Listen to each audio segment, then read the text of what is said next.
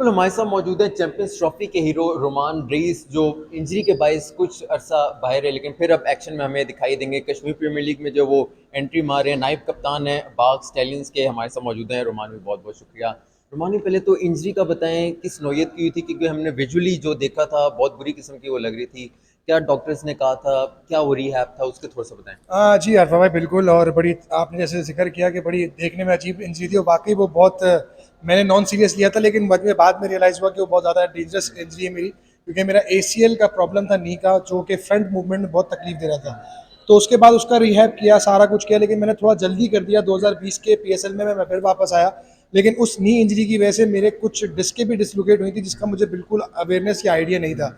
तो बाद में जब मुझे पेन हुआ बैक में और बहुत ज़्यादा मेरी नर्व्स के अंदर दर्द शुरू हो गया, लेग्स भी मेरे बिल्कुल नमने शुरू हो गई, तो मुझे समझ नहीं आ रहा था ये क्या हुआ है। तो फिर मैंने डॉक्टर जैफ से रब्ता किया, उनको सारे अपने स्कैन्स भेजे।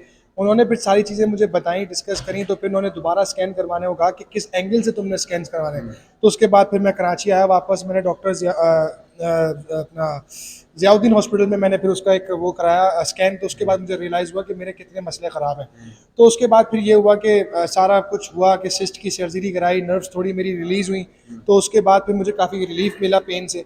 और देन फिर मैंने सोचा कि नहीं यार, अब क्या करना चाहिए क्या नहीं करना चाहिए।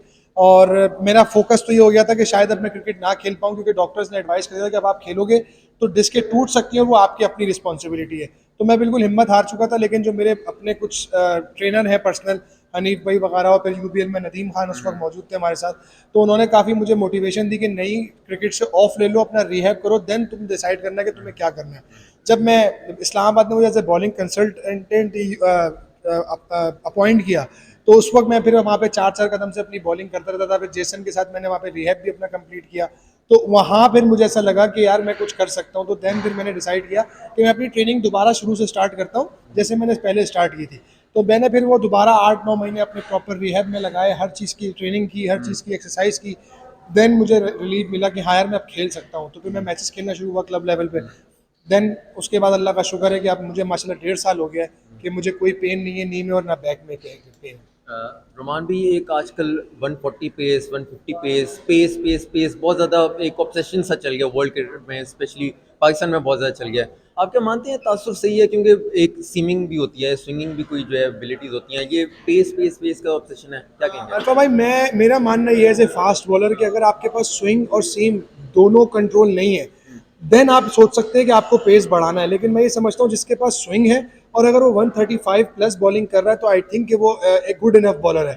और मैं खुद इस बात पे बिलीव करता हूँ, क्योंकि मेरे पास अल्लाह पाक ने एक सलाहियत दी है कि मैं स्विंग कर लेता हूँ, सीमिंग विकेट पे सीम भी कर लेता हूँ।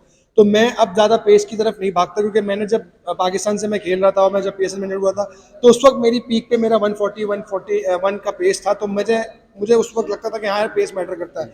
लेकिन स्टिल अभी 1.5 साल से मैं खेल रहा हूँ, तो अगर आप दुनिया के बेहतर बैट्समैनों को आउट कर रहे हैं 134 और 135 के पेस पे, तो इट्स मीन कि आपके अंदर कैपेबिलिटी है कि आप इंटरनेशनल स्टैंडर्ड पे आप खेल सकते हैं। लेकिन उसके लिए बहुत ज़रूरी है कि आपका स्विंग का कंट्रोल होना, आपके ऊपर बॉलिंग की लाइन का कंट्रोल होना, ये मेरे ख्याल से मैटर करता है। और हर यंगस्टर्स को मैं ये कहूँगा कि अगर जिसकी पेस 130 प्लस है, अगर उसके पास लाइन और लेंथ है, तो आई थिंक कि वो कामयाब हो सकता है। जस्ट फॉर एग्जांपल, अगर आप मोहम्मद आसिफ की बात करें, तो उनकी पेस को इतनी एक्स्ट्राऑर्डिनरी थी, लेकिन उनकी कंट्रोल, उनकी बॉल पे, उनका लाइन और लेंथ पे इतना कंट्रोल था कि जहां वो बॉल फेंकते थे वहां से बैट्समैन रिसीव होता ही होता था। तो आई थिंक कि अगर ऐसा कंट्रोल हो और पेस कम हो, तो कोई मसला नहीं है। मोहम्मद आसिफ की आपने बात की है, हालिया आपकी जो है मुलाकात भी उनसे हुई थी। एक तो आपका खुद क्या उनके बारे में, किस तरह आप उन्हें रेट करते हैं बॉलिंग का, और मुलाकात के बारे में थोड़ा सा बताएं, क्या उनसे सीखने का मौका नहीं मिला? देखें जी, मैं तो एक बात जानता हूँ कि उनके पास्ट में जो भी रहा, जैसा भी रहा, लेकिन उससे बड़ा पाकिस्तान में बॉलर मैंने नहीं देखा।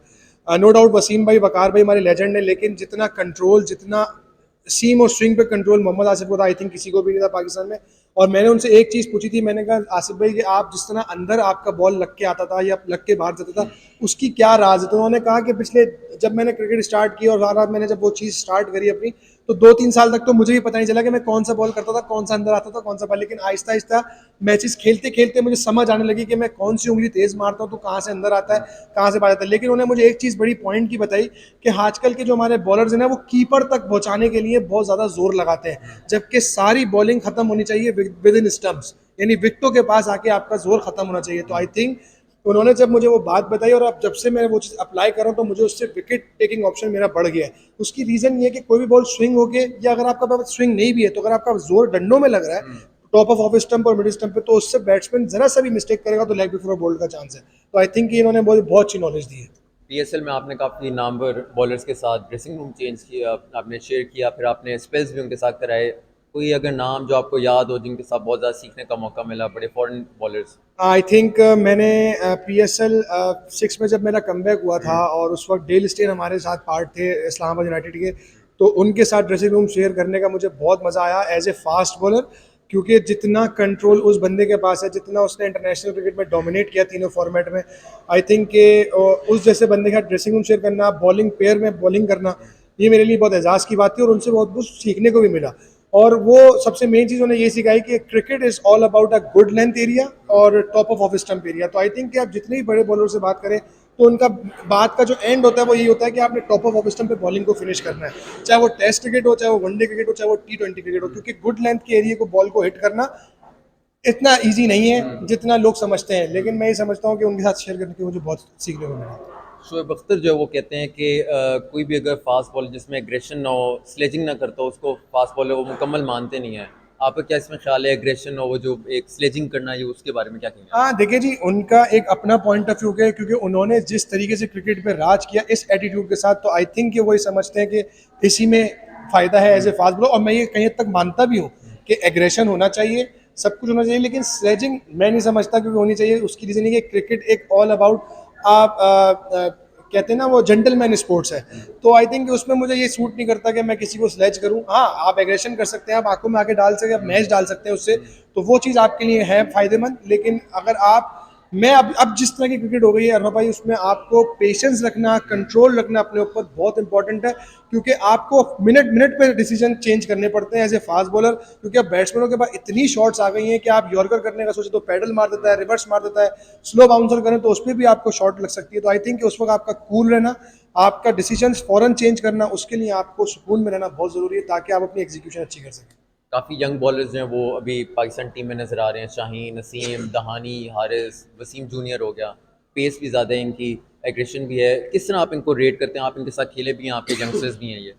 हाँ जी, बिल्कुल। मैं वसीम जूनियर के साथ भी मैं भी एज ए बॉलिंग कंसल्टेंट जब था तो मैंने उनके साथ काम किया। शाहीन के साथ भी मैंने देखा, साथ खेला।